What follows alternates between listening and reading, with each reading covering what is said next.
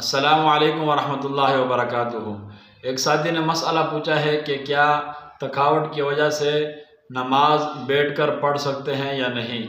तो इसके बारे में तफसीली मसला ये है कि एक नमाज जो फ़राइज़ में है और एक नवाफिल है।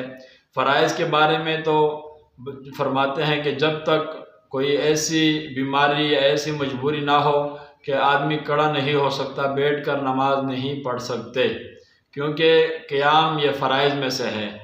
और नवाफिल की बात जहाँ तक है, नवाफिल में थकावट की वजह से अगर ज़्यादा थकावट हो रही है तो बैठकर नमाज पढ़ सकते हैं, लेकिन पूरी नमाज का आधा हिस्सा सवाब मिलेगा, पूरा सवाब उस सूरत में भी नहीं मिलेगा। बैठकर नमाज पढ़ना फ़राइज़ में जायज़ नहीं, हाँ नवाफिल में जायज़ है थकावट की वजह से, लेकिन सवाब आधा मिलेगा।